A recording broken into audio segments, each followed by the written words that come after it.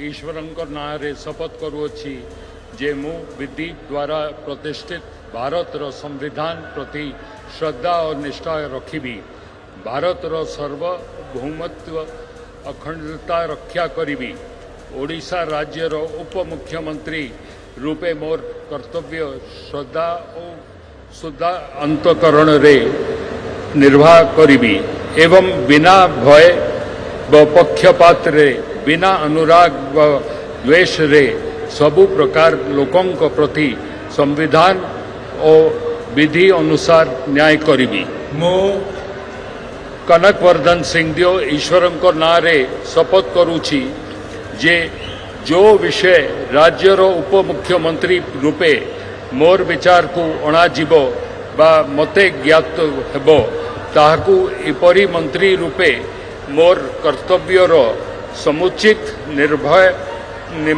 निमित्त जेपरी आवश्यक हेबो तथ प्रत्यक्ष व परोक्ष भावे कौनसी व्यक्ति बा व्यक्ति मान को जनैबी नहीं बा प्रकट करिबी नहीं। तो डिप्टी सीएम बनाए गए हैं केवी सिंहदेव, उन्होंने भी शपथ ले ली है और एक नहीं बल्कि 2 डिप्टी सीएम बनाए जा रहे हैं इस सरकार में। केवी सिंहदेव जो हैं वो एक अनुभवी चेहरा इस सरकार में, 6 बार के वो विधायक हैं। अच्छा, इससे पहले जब बीजेपी और बीजेडी की संयुक्त सरकार थी तब मंत्री के तौर पर भी प्रदेश में वो जिम्मेदारी निभा चुके हैं और उनकी जो पत्नी है वो बुलंदशहर से सांसद हैं। तो पति पत्नी दोनों राजनीति में और अनुभवी चेहरा डिप्टी सीएम के तौर पर, हालांकि नाम इनका भी देश पे बना हुआ था सीएम। और अब जो दूसरी डिप्टी सीएम महिला चेहरा पहली बार चुनकर आई है विधानसभा में। श्रीमती प्रभाती परिडा ईश्वरଙ୍କ नामरे शपथ करुअछि जे मु विधि द्वारा प्रतिष्ठित भारतर संविधान प्रति श्रद्धा और निष्ठा रखिबी, भारतर सार्वभौमत्व और अखंडता रक्षा करिबी, ओडिशा राज्यर उपमुख्यमंत्री रूपे मोर कर्तव्य श्रद्धा और शुद्ध अंतकरण रे निर्वाह करिबी एवं बिना भय बा पक्षपात रे, बिना अनुराग बा द्वेष रे सबु प्रकार लोकों प्रति संविधान और विधि अनुसार न्याय करिबी।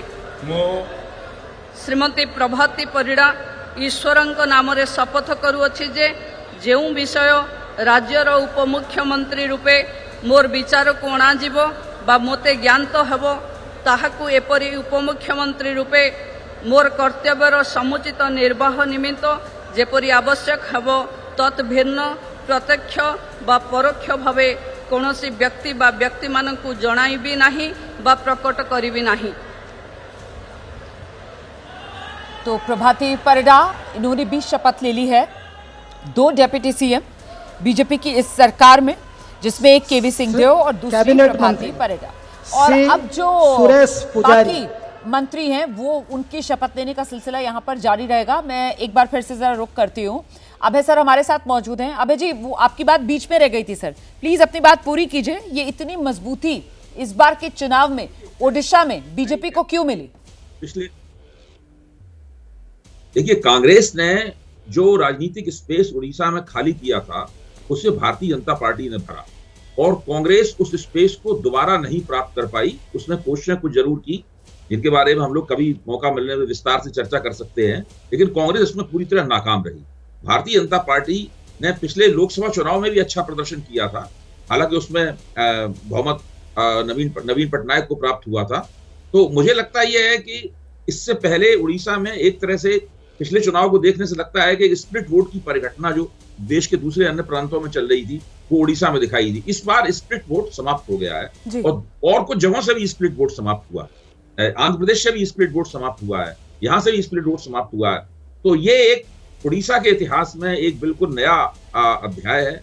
एक राष्ट्रीय पार्टी है जिसने एक क्षेत्रीय पार्टी को पराजित करके, आमतौर पर ऐसा बहुत कम होता है राष्ट्रीय पार्टियां क्षेत्रीय पार्टियों से उनके इलाकों में चुनाव हार जाती हैं। एक राष्ट्रीय पार्टी ने क्षेत्रीय पार्टी को पराजित किया है और अब भारतीय जनता पार्टी के सामने चुनौती यह है कि स्थानीय स्तर पर अपने नेतृत्व को कैसे विकसित करें।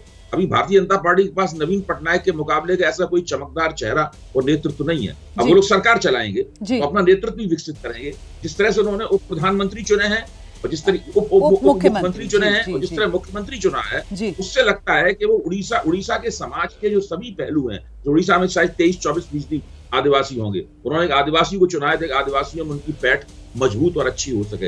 लेकिन उड़ीसा का जो दूसरा समाज है, जो गैर आदिवासी समाज है, उसके ऊपर भी उनका ध्यान है, वहां भी वो अपना नेतृत्व विकसित करना चाहते हैं। बिल्कुल, वो नेतृत्व के अंदर जिस तरीके से जातिगत समीकरण का पूरा ख्याल रखा गया है, क्योंकि अगर सीएम वो आदिवासी समाज से लेकर आ रहे हैं तो फिर 2 डिप्टी सीएम जो है वो ओबीसी और जो अपर कास्ट है उसका पूरा ख्याल रखा गया है।